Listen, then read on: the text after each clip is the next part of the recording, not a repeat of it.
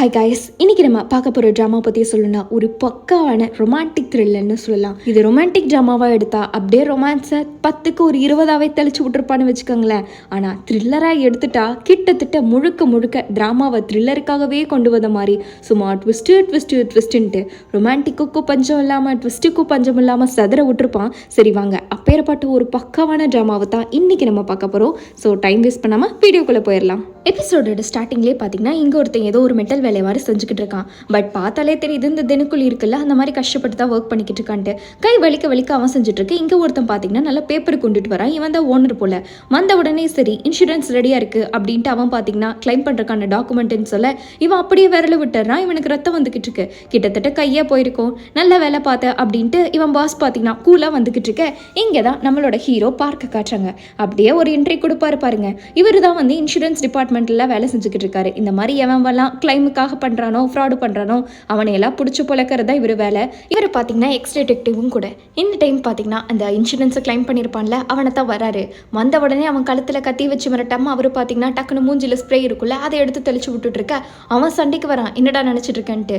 என்ன தைரியம் இருந்தா ஒரு எம்ப்ளாயிஸோட உழைப்பு திருடி இன்சூரன்ஸ் கிளைம் பண்ணுவேன், அவ்வளோதானே உனக்கு அப்படின்ட்டு இவன் பிடிச்சி அடிக்க அவன் பிடிச்சி அடிக்கன்ட்டு ரெண்டு பேரும் மாற்றி அடிச்சிட்டு இருக்காங்க. பட் என்னதான் இருந்தாலும் பார்க்க தான் நம்ம ஹீரோ 10 அவர் டிடெக்டிவ் ஆச்சு. விட்டு பொலன்னு பொழந்து எடுத்துடுறாரு. இதோ உனக்கு இப்போ கடன் தானே வேணும், இப்போ கையெடுத்து நான் வாங்கி காட்டுறேன் பார்க்குறியான்ட்டு அவர் சரியான வெறியில் தூக்கிக்கிட்டு இருக்க. அப்படியே கட் பண்ணி இங்கே ஒரு பொண்ணை காட்டுறாங்க. இவ பொண்ணே பார்த்தீங்கன்னா ரொம்ப மாயாஜாலம்னு சொல்லுவாங்களா, அந்த மாதிரி வீடு ஃபுல்லாக கத்தியாக தான் இருக்குது.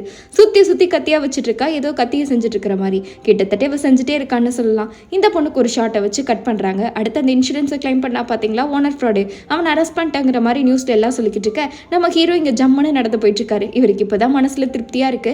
யார் இன்சூரன்ஸில் இந்த மாதிரி தப்பு பண்ணாலும் சரி பிடிச்சி கொடுக்கறது நம்ம ஹீரோவாக தான் இருப்பார் முதலாளா. வழக்கம் போல் சூப்பராக பண்ணிட்டீங்களேன்ட்டு ஆஃபீஸ்லேயே ஒரு பாராட்டு மலையாக பொழிஞ்சுக்கிட்டு இருக்கு. ஆனால் ஓனர் பார்த்தீங்கன்னா உனக்கு என்னடா வேலை, நீ வந்த வேலையை மட்டும் பாரு, எப்போ நீ இந்த டிடெக்டிவ் புத்தியை விட போகிற, போய் அடுத்த வேலையை பாரு போ அப்படின்ட்டு அவங்க நம்ம ஹீரோவை கழுவி ஊற்றிட்டு இருக்காங்க. ஆனால் ஹீரோ காதில் வாங்குற மாதிரிலாம் தெரியல. அப்போ தான் அவங்க இருந்துட்டு பார்த்தீங்களா உங்களுக்கு ஒரு கேஸ் ஞாபகம் இருக்கா அப்படின்ட்டு ஏதோ ஒரு நின்று பொண்ணுன்னு சொல்லிட்டு இருக்காங்க. ஹீரோ பதறி அடிச்சுட்டு போகிறாரு. ஆனால் அங்கே அவங்க அம்மா பார்த்தீங்கன்னா என் பொண்ணு இப்படி ஆகிறதுக்கு நான் தான் காரணம், நான் தான் பார்த்துக்கலன்னு கதறி அழுதுகிட்டு இருக்காங்க. எவ்வளோ நல்லவங்களா இருக்காங்கன்னு நம்ம நினச்சிட்டு இருக்க. அவங்க அம்மா அப்படி அழுதுகிட்டு இருக்காங்க. ஹீரோ உள்ளே போய் பார்க்குறாரு நம்ம பார்க்கு. அந்த பொண்ணு நிஜமாலுமே 5 வயசு பொண்ணு தான். பட் கையிலன்ட்டு எல்லா பக்கமும் அடி போட்டுப்பட்டிருக்கு. ஹீரோக்கு பார்க்கவே மனசு கஷ்டமாக இருக்குது. ஏன்னா அந்த பொண்ணு பார்த்தீங்கன்னா ஃபர்ஸ்ட் டைமே நான் கீழே விழுந்துட்டேன் அப்படின்ட்டு 1 வருஷத்துக்கு முன்னாடியே சொல்லியிருக்கோம். ஆனால் எங்கள் அம்மா எனக்கு பாக்கெட் மணி கொடுத்தாங்க. இதோ இதில் எங்கள் அம்மா வாங்கி சாப்பிட்றதுக்கு காசு கொடுத்துருக்காங்க, ஐஸ்கிரீம் வேணும்னா நீங்கள் வச்சுக்கோங்கன்ட்டு அந்த பொண்ணு பார்த்தீங்கன்னா நம்ம ஹீரோக்கு கொடுத்துருப்பா. இதை நினச்சிட்டு இவருக்கு கஷ்டமாக இருக்குது. ஆக்சுவலாக அந்த பொண்ணு சும்மா படிக்கட்டுலலாம் விழுகுல. இருந்தாலும் இந்த பொண்ணு பார்த்தீங்கன்னா நான் படியிலேருந்து விழுந்துட்டேன், எங்கள் அம்மா இதுக்கெல்லாம் காரணமே இல்லைன்னு சொல்லிட்டு இருக்க. ஹீரோக்கு வார்த்தையே இல்லை. ஆனால் அவங்க அம்மா பார்த்தீங்கன்னா அங்கே வந்து எந்த கார் வாங்கலாம் இன்சூரன்ஸ் பணத்துலன்ட்டு ஆசையாக பார்த்துக்கிட்டு இருக்க. ஹீரோக்கு சரியான கடுப்பாயிடுது.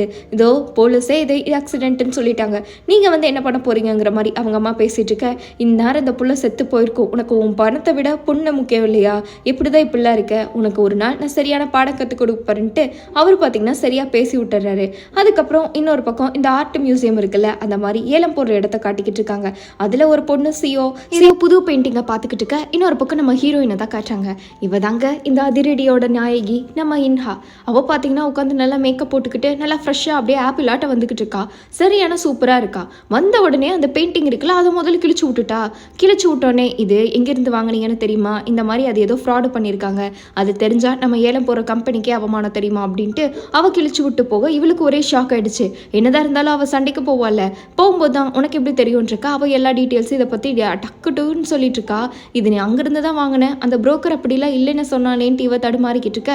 அப்போ தான் இவ சொல்கிறா, புரோக்கர் சொன்னால் அவன் சொன்னான்ட்டுலாம் நம்ம கம்பெனி மானத்தை வாங்க முடியாது, இதை பற்றி நம்ம அப்புறமா தனியாக அவங்கள பேசிக்கிறேன் அப்படின்ட்டு இவ தான் பார்த்தீங்கன்னா ஒரு பெரிய ஹோஸ்ட் பண்ணிக்கிட்டு இருக்கா. இவர் நல்லா ஜம்முன்னு போயிட்டு இருக்க. இங்கே பார்க்க தான் காட்டுறாங்க. அவங்க பார்த்தீங்கன்னா ஏதோ ஒரு நினைவஞ்சலி மாதிரி இருக்கு.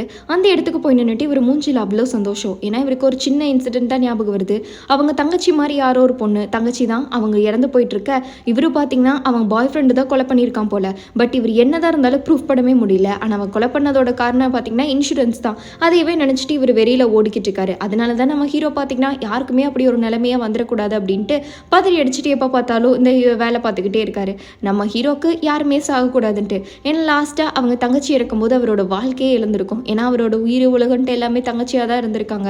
அப்படி இருக்கும்போது இருக்கும்போது அந்த இன்சூரன்ஸ் கிளைம் இருக்குல்ல, அது ஒரு சின்ன விஷயத்துக்கு ஆசைப்பட்டு தான் அவன் கொண்டான்னு தெரிஞ்சிருக்கும். பட் இவரோட ஃப்ரெண்ட்ஸ் எல்லாம் பார்த்தீங்கன்னா போலீஸ் தானே, அரசும் பண்ணி கொண்டு போயிருப்பாங்க. ஆனால் அதுக்கப்புறம் அவங்களால எதுவுமே பண்ணியிருக்க முடியாது. அதெல்லாம் மனசுக்குள்ளே வச்சுட்டு இந்த மாதிரி கிளைம் பண்ணுறவங்களுக்குலாம் சரியான தண்டனை கிடைக்கணும்னு நம்ம ஹீரோ சுற்றிட்டு இருக்க, இன்னொரு பக்கம் அந்த ஆக்ஷனை தான் காட்டுறாங்க. அதாவது ஏலம் போடுற இடத்த சும்மா சூப்பராக தடபுடலாம் எல்லாமே ரெடி ஆகிட்டு இருக்காங்க. அப்போ எல்லாமே நம்ம ஹீரோயினை பற்றி தான் பேச்சு. அவள் வழக்கம் போல் வந்துட்டா, தோ இனிமேல் இவ தான் கலக்க போகிறா அப்படின்ட்டு நம்ம ஹான்னு நம்ம ஹீரோயினை சொல்லிக்கிட்டு இருக்க. அதே மாதிரியே இவ்வளோ பார்த்தீங்கன்னா நல்லா கெத்தாக உள்ள போகிறா. இவ தான் அந்த மீட்டிங் எல்லாத்தையுமே ஹோஸ்ட் பண்ணுவா போல். சரி ஸ்டார்ட் பண்ணலாம் அப்படின்னோடனே எல்லாரும் அப்படியே ஸ்டார்ட் பண்ணிட்டாங்க. யார் யாரெல்லாம் வரணுமோ எல்லாம் வந்து உட்காந்துக்கிட்டாங்க. அப்போ தான் நம்ம ஹீரோயினை பார்த்தீங்கன்னா ஒருத்தர் தின்னு போடுற மாதிரியே மேலேருந்து பார்த்துக்கிட்டு இருக்க, அவளும் இந்த மாதிரி பெயிண்டிங்ஸ் சொல்ல ஆரம்பிச்சிட்டா, ஏலம் எடுக்க ஆரம்பிச்சிட்டாங்க. நம்ம ஹீரோயின் ஒரு முக்க பெயிண்டிங்கும் கூட நல்ல பெயிண்டிங்கும் உயரத்துக்கு இந்த ஏலத்தை கொண்டு போவாங்களே, அந்த மாதிரி இவன் நல்லா மாசா டக்கரா தூக்கி கொண்டு போய் நிறுத்திக்கிட்டு இருக்க, எல்லாரும் ஆச்சரியப்பட்டுக்கிட்டு இருக்காங்க. அதே மாதிரியே நம்ம ஹீரோயினை பார்த்தீங்கன்னா நல்லா பக்காவாக பண்ணிக்கிட்டு இருக்கா. அப்போ ஒரு பெயிண்டிங் வருது, அதே மாதிரி ஏலத்துக்கு விட்டுக்கிட்டே இருக்காங்க. பட் அந்த பெயிண்டிங்க்கு கொஞ்சம் காம்படிஷன் தப்பாகவே இருக்குது. ஏன்னா எல்லாருமே எனக்கு வேணும்னு போட்டு எடுத்துக்கிட்டு இருக்க, ஹீரோயினும் சொல்லிக்கிட்டே இருக்கா. பட் கடைசியாக பார்த்தீங்கன்னா அந்த மாடியில் ஒருத்தர் உட்காந்துருந்தான்ல, அவன் தான் அந்த பெயிண்டிங்கை லாக் பண்ணிடுறான். அவன் பண்ண உடனே நம்ம ஹீரோயினும் பார்த்தீங்கன்னா அந்த 1 தரம் 2 தரம் 3 தரம்னு சொல்லிட்டு கிட்டத்தட்ட 86 லட்சத்துக்கு ஒரு பெயிண்டிங்கை வாங்கியிருக்காங்கன்னா பார்த்துக்கங்களேன். ஹீரோயின் பார்த்தீங்கன்னா அதோட டீல் முடியுது அப்படின்ட்டு அதுக்கு சீலும் வச்சு விட்டுறா. இந்த டைம் எல்லாரும் கிளாப் பண்ணிட்டு நம்ம ஹீரோயின் டீலை முடிச்சதுக்காகவும் சரி, அவன் 86 லட்சத்துக்கு வாங்கியிருக்கான்ல அதுக்கும் சரின்ட்டு ஒரே பாராட்டிக்கிட்டு இருக்காங்க. ஆனால் இன்னொரு பக்கம் அந்த பொண்ணு இருக்கால, அதாவது அந்த ஆக்ஷனை கிழிச்சு விட்டுருப்பால நம்ம ஹீரோயின், அந்த பொண்ணுக்கு அந்த சிஓ பொண்ணுக்கு மனசே இல்லை. பட் கூட ஒரு பொண்ணு சொல்கிறா, யார் அந்த பொண்ணு சிஓ, உன்னையவே பார்த்துக்கிட்டு இருக்கா, அவளோட இம்ப்ரெஷனே சரியில்லை, ஏதோ நெகட்டிவ் வைப்ஸாக இருக்குது, எதுக்கும் ஜாக்கிரதையாகவே அப்படின்ட்டு நம்ம ஹீரோயின்ட்டு அந்த பொண்ணை பற்றி சொல்லிக்கிட்டு இருக்கா. ஹீரோயினும் ஒரு கண்ணு வச்சிடறா. அப்போ தான் இந்த 86 லட்சத்துக்கு எடுத்துருப்பான்ல அவன் நம்ம ஹீரோயின் தனியாக போகிறத பார்க்குறான். ஆனால் இவ பார்த்தீங்கன்னா ஏதோ கொலை பண்ணவ மாதிரி பயந்துட்டு இருக்க, டக்குன்னு அவன் வந்தோடனே ரியாக்ஷனை மாற்றிடுறா. அப்போ தான் அவன் பார்த்தீங்கன்னா இந்த மாதிரி நான் பார்த்தேன், நீங்கள் 86 லட்சத்துக்கு எடுத்திருக்கீங்க, சூப்பர் சார் செம அப்படிங்கும்போது, உங்களுக்கு என்ன ஞாபகம் இருக்கா, என்ன மறந்துட்டீங்களா என்னன்னு இருக்கா, நான் ஒருத்தவங்களை அவ்வளோ சீக்கிரம் என்றைக்குமே மறக்க மாட்டேன் அப்படின்ட்டு இவ சொல்லிட்டு இருக்க. அப்படியா, ஆனால் மறந்துட்ட மாதிரி எனக்கு தெரியுதுன்ட்டு இவன் பேச்சே பார்த்தீங்கன்னா கொஞ்சம் புதுராக தான் இருக்குது. அவன் இந்த மாதிரி நான் ஒரு சிஓவாக இருக்கேன் ஒரு ஸ்டார்ட் அப் கம்பெனிக்கு அப்படின்ட்டு என்னோட பேர் ஜன்னன்னு சொல்லிட்டு இருக்க. நம்ம ஹீரோயினும் கையை கொடுக்குறா. ஆனால் அவன் பார்த்தீங்கன்னா நம்ம ஹீரோயின் அவளை இன்ட்ரடியூஸ் பண்ணுறா. கரெக்டாக அந்த இடத்துக்கு சிஓ இருக்கல அந்த பொண்ணு வந்துடுறா. வந்த உடனே சரி ஹீரோயின் இவங்களும் எங்களோட ஆக்ஷனில் தான் வேலை பார்க்குறாங்க, நீங்கள் பேசுங்க நாங்கள் கிளம்புறோம் அப்படின்ட்டு ஹீரோயின் பார்த்தீங்கன்னா இவங்களும் எனக்கு அடுத்து சப்போர்ட்டிவாக இருக்காங்க, இவங்க உங்களுக்கு நல்லதாக வழிகாட்டுவாங்கன்ட்டு அவள் போயிடுறா. போன உடனே பார்த்தீங்கன்னா இவனுக்கு சரியான கடுப்பு. இவ பிஸ்னஸ் கார்டை கொடுக்கும்போது எந்த நேரத்தில் வந்து பேசணும்னு அறிவில்லை, லூசுத்தனமாக வந்து பேசிக்கிட்டு இருக்கன்ட்டு அவன் மூஞ்சில் அடிச்ச மாதிரி அதை கசக்கி போட்டுட்டு முன்னாடியே போயிட்டு இருக்கான். இந்த சிஓக்கு ஒன்றுமே புரியல என்னடா இப்படி இருக்கான்ட்டு. ஆனால் ஹீரோயின் போன உடனே டேப்லெட் போடலான்னு பார்க்குறா. அந்த இடத்துக்கு சிஓ வந்தோடனே டக்குன்ட்டு ஏதோ ஒரு டேப்லெட்டை மறைச்சு வச்சிடறா. அப்போ தான் சிஓ பார்த்தீங்கன்னா என்ன உன் மேலே ஆல்கஹாலில் ரொம்ப வடிக்குது போல அப்படின்ட்டு ஹீரோயினை வம்பெழுத்துக்கிட்டு இருக்கா. நீ அப்செட் ஆயிருந்தியான்னு கூட எனக்கு தெரியல அப்படின்ட்டு இருக்கும்போது ஹீரோயின் நான் எதுக்கு அப்செட்டாக இருக்க போகிறேங்கிற மாதிரி சொல்லிக்கிட்டு இருக்கா. ஏன்னா நீ என்னதான் பண்ணாலும் சரி என்னோட லெவலுக்கெல்லாம் நீ வர முடியாதுன்ட்டு இருக்க, அதையும் நான் பார்க்க தானே போகிறேன், உன்னோட சீக்ரெட் வெளியே வந்தா உன் லெவலுக்கு நான் வரனா இல்லையா அப்படின்ட்டு பார்க்கலாம் உன் மூஞ்சில லுக் எப்படி மாறுது அப்படின்ட்டு இருக்க. ஆமாம் உனக்கு ஏதாவது திறமையே இல்லையே, அப்புறம் எப்படி நீ அதெல்லாம் கண்டுபிடிப்போங்கிற மாதிரி 2 பேரும் பங்கமாக மாறி மாறி கலாய்ச்சிட்டு இருக்காங்க. நீ நினைக்கிற அளவுக்கு நான் ஒரு மக்கட்டி இல்லடின்ட்டு அவ பாட்டுக்கு போயிட்டு இருக்க. இங்கே ஹீரோயினுக்கு நான் மூஞ்சியா அப்படியே காட்டணுமே சரியான கோவத்தில் இருக்கா. இன்னொரு பக்கம் நம்ம பார்க் இருக்கார்ல, வீட்டுக்கு போய் நல்லா ரெஸ்ட் எடுக்கலான்னு தூங்கிட்டு இருக்க. கரெக்டாக இப்போ யாரோ கால் பண்ணியிருக்காங்க, இந்த மாதிரி நான் ஒரு ஃப்ராடை உங்ககிட்ட சொல்லணும், போலீஸ் எல்லாம் நம்ம நான் வேலைக்காவது உங்ககிட்ட சொல்லணும், பட் இது இன்சூரன்ஸ் ஃப்ராடு எங்கள் கம்பெனியில் தான் நடந்திருக்கு அப்படின்ட்டு இவ அட்ரஸ் வந்து எல்லாமே கொடுத்துட்றா. கொஞ்சம் சீக்கிரம் வந்தீங்கன்னா என்னால் இன்ஃபர்மேஷன்லாம் கொடுக்க முடியும்னு இருக்க. அவள் பார்த்தீங்கன்னா எனக்கு தெரிஞ்சதெல்லாம் சொல்லிட்டு இருக்கா. ஒரு பொண்ணு பணத்துக்காக கொலை பண்ணிட்டு இருக்காங்கன்னு இருக்கா. இங்கே பார்க்கலாம் பார்த்தீங்கன்னா நடிச்சாமன் கூட பார்க்கல, கடமன் வந்துட்டா அவ்வளோதான் அப்படிங்கிற மாதிரி கட்டு சட்டன்ட்டு எல்லாத்தையும் போட்டுட்டு கிளம்பிட்டு இருக்க. அவங்களோட கொலிங்க ஒருத்தவங்க இந்த நேரத்தில் கூட வாடா தூங்க வேண்டியதானு இருக்காங்க. கரெக்டாக இந்த பாசியோ இருக்கல, அவளும் இறங்கி வந்துட்டு இருக்கா. யாரோ ஒருத்தவங்க இவளை தள்ளி விடுறாங்க. பட் அவள் செவுத்துறதா விழுறா. இன்னும் கொஞ்ச நேரம் கழிச்சு வந்து காட்டுறாங்க. பார்க்க பார்த்தீங்கன்னா கிட்டத்தட்ட இந்த இடத்துக்கு வந்துட்டாரு. வந்த உடனே சரி ஃபோன் அடிச்சுட்டே இருக்காங்க, ஃபோன் எடுக்கவே இல்லை. என்னடா இது யாரையுமே காணணும் பார்த்தா மேலே இருந்து ஒரு பொண்ணை டக்குன்னு வந்து விழுகுது. பார்த்த உடனே இவங்களுக்கு ஷாக்கு. பட் இவர் கூப்பிட்ட நம்பர் வந்து மேலேருந்து அடிச்சுக்கிட்டு இருக்கு. இவருக்கு சரியான ஷாக்கு. அப்போ இந்த பொண்ணு தான் அந்த பொண்ணான்ட்டு அப்படியே எல்லாம் நடுங்கி போய் நின்றுட்டு இருக்கா. ஆஃபீஸே அப்படியே பரன்னு பதறிக்கிட்டு இருக்கு. ஒரு பக்கம் நம்ம ஹீரோயின் பார்த்தீங்கன்னா கூலாக உட்காந்துக்கிட்டு இருக்கா. அந்த கத்தி வச்சிருப்பால அதை வச்சு இவையதையோ நோண்டி விளையாடிக்கிட்டு இருக்க. அப்படியே அடுத்த நாள் காட்டுறாங்க. போலீஸ் அது இதுன்னு வந்து விசாரிச்சுட்டு இருப்பாங்களா, அந்த மாதிரி விசாரிச்சுட்டு இருக்காங்க. பட் அந்த சிஓ இருக்கல அந்த பொண்ணு இறந்துட்டா. போஸ்ட்மார்ட்டத்தில் இவ கீழே விழுந்தங்காட்டி இந்த ஆர்கன்ஸ் எல்லாம் டேமேஜ் ஆயிருக்கு, ஆர்கன் ஃபெயிலியர்னால அந்த பொண்ணு செத்துட்டாங்கிற மாதிரி சொல்கிறாங்க. ஆனால் இது எல்லாமே பார்த்தீங்கன்னா ரொம்பவே ஷாக்காக இருக்குது. மேலேருந்து ஒரு பொண்ணு கரெக்டாக இந்த துப்பெல்லாம் கொடுத்ததுக்கப்புறமா செத்து போயிருக்கா அப்படின்ட்டு டாக்டர் எல்லாத்தையும் எக்ஸ்பிளைன் பண்ணிக்கிட்டு இருக்கா. கூட இருந்து நம்ம கொலி கேட்டுக்கிட்டு தான் இருக்கா. அங்கே கடைசியாக நம்ம க்ளூ கொடுக்க வந்த பாலும் போயிட்டாங்க. ஆனால் நம்ம ஹீரோக்கு மண்டையை பிச்சுட்டு இருக்கோ இல்லையோ அந்த கொலிகளுக்கு ரொம்பவே பிச்சுக்கிட்டு இருக்கு. இன்னொரு பக்கம் போலீஸ் ஸ்டேஷனில் தான் காட்டுறாங்க. நம்ம ஹீரோவோட தங்கச்சி எடுத்து விசாரிச்சிருப்பார்ல கேஸை, அதுதான் பார்த்தீங்கன்னா இவரும் எடுக்கிறாரு. எக்காரணத்தை கொண்டும் ஹீரோ கிட்ட நம்ம விசாரிச்சது எந்த ஒரு க்ளூவும் கொடுக்கக்கூடாது, புரியுதா? அவன் ஏற்கனவே இந்த வேலையை விட்டு போயிட்டான். என்னதான் இருந்தாலும் சரி அவன் கிட்ட எதுவுமே தெரியக்கூடாது, எல்லாமே லீகலாக இருக்கணுங்கிற மாதிரி அந்த போலீஸ் ஆஃபீஸர் அந்த கொலி கிட்ட ஸ்ட்ரிக்டாக சொல்லிடுறாங்க. என்னால் முடிஞ்சதானே அவன் தங்கச்சி கேஸில் பண்ண முடியும், அதுக்கு மேலே என்ன பண்ணுறது, அவன் ஏதோ கற்பனை பண்ணிட்டா என்ன பண்ணுறதுன்ட்டு அவங்களாம் நம்ம ஹீரோவோட தங்கச்சி கேஸை பேசிக்கிட்டு இருக்க.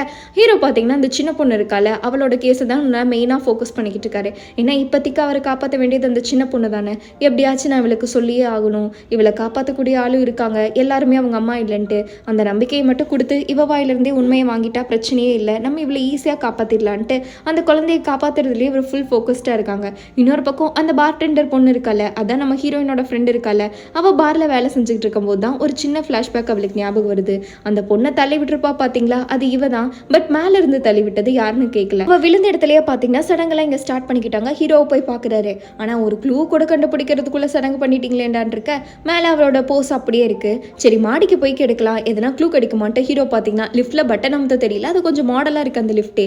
இவர் எப்படியோ மேலே போயிடுறாரு. போனால் ஃப்ளோர் எல்லாமே வித்தியாசமாக இருக்குது. என்னடா இதுன்னு பார்த்தா அதுக்குள்ளே ஏதோ செப்பரேட் ரூம் மாட்டம் இருக்குது. அவரும் போய் நின்றுட்டு இருக்காரு. பட் அங்கே கண்ணாடியெல்லாம் வித்தியாசமாக இருக்குது. அது எப்படின்னா ஒன் சைட் கண்ணாடி, உள்ளேருந்து பார்த்தா தெரியாது, வெளியே இருந்து பார்த்தா மட்டும்தான் தெரியும். அந்த மாதிரி அங்கே நம்ம ஹீரோயின் இருக்கால ஹானு, அவள் ஹீரோ இருக்கிறது தெரியாமல் உள்ளே வந்து மேக்கப் போட்டுக்கிட்டு இருக்கா. பார்த்த உடனே இவருக்கு ஆச்சரியம், இவ்வளோ பெரிய சம்பவம் நடந்திருக்கீங்க, ஆனால் ஒருத்தி இவ்வளோ கூலாக சுற்றிக்கிட்டு இருக்காளே யாரா இருக்கும்ன்ட்டு இவருக்கு பார்த்தீங்கன்னா பார்த்த உடனே அவன் மேலே டவுட் வந்துருச்சு. பட் அவள் அந்த மாடியெல்லாம் தாண்டி வேற எங்கேயோ போயிட்டுருக்கா. என்னன்னா அந்த டிபார்ட்மெண்ட் இருக்காங்களே, ஐ மீன் இந்த ஏழை எடுத்துட்டு இருக்காங்க பார்த்தீங்களா, அவங்க ஓனரு, அவங்களோட வீட்டுக்கு தான் போயிட்டுருக்கா. என்ன இது அவள் செத்தவளுக்கு ஒன்று பிடிக்காது போல அப்படின்ட்டு இவ ஏதோ மந்திர சொல்கிற மாதிரி சொல்லிக்கிட்டு இருக்கா. இவளை அப்படியே ஷாக்கில் போய் நின்றுட்டுருக்கா. பட் அதை தவிர வேறு எதுவுமே இல்லை. ஆனால் இவ பார்த்தீங்கன்னா இந்த மாதிரி மீடியா கிட்டலாம் விஷயம் போயிடுச்சு, எல்லாரும் போலீஸ் எல்லாம் இன்வெஸ்டிகேட் பண்ண போகிறாங்கன்ட்டு இருக்க. அந்த ஓனருக்கு சரியான கடுப்பாயிடுச்சு. நம்ம ஹீரோயின் தான் பார்த்தீங்கன்னா இது மேலே எதுவுமே நடக்காத மாதிரி நான் பார்த்துக்கிறேன், போலீஸ் வந்து எதுவுமே கண்டுபிடிக்காத மாதிரி நான் பார்த்துக்கிறேன், இதில் எல்லாத்தையும் நான் பார்த்துக்கிறேன்ட்டு ஹீரோயின் பார்த்தீங்கன்னா நான் கேரண்டிங்கிற மாதிரி எல்லாத்தையும் பார்த்துக்கிறேன்னு சொல்லிக்கிட்டு இருக்கா. கரெக்டாக நம்ம ஹீரோயின் போலீஸோட இன்வெஸ்டிகேஷனுக்கு போயிட்டு இந்த மாதிரி நான் வேலை செஞ்சுக்கிட்டு இருக்கேன்னு சொல்லிக்கிட்டு இருக்கேன். போலீஸும் அவங்களோட இன்வெஸ்டிகேஷன் நம்ம ஹீரோயின்ட்ட ஸ்டார்ட் பண்ணிட்டு அதோட இந்த எபிசோட் முடிக்கிறாங்க. எப்படி கைஸ், ட்ராமா நல்லா இருக்கா, உங்களுக்கு பிடிச்சிருக்கா இல்லையா அப்படின்னு மறக்காம கமெண்ட்ல சொல்லிட்டு போங்க. ஏன்னா நம்ம போகிறது ஃபர்ஸ்ட் எபிசோட். இன்னும் 2 நாளில் நம்மளோட ஃபேவரட்டாக எதிர்பார்த்துட்டு இருந்த ஒரு ஐயோட பக்காவான ட்ராமா வரப்போகுது. அது என்னன்னு உங்களுக்கே தெரியும். அதையும் நம்ம சேனலில் டக்குன்னு அப்டேட் பண்ணணும். அதே மாதிரி இந்த ட்ராமாவை கண்டினியூ பண்ண முடியலையா, அதனால கமெண்ட்ல சொல்லிட்டு போங்க. பிடிச்சிருந்தா லைக் ஷேர் சப்ஸ்கிரைப் எல்லாம் பண்ணிடுங்க. அடுத்து ஒரு சூப்பரான எபிசோட்ல மீட் பண்ணுவோம். அது வரைக்கும் பை ஸ்வீட்டீஸ்.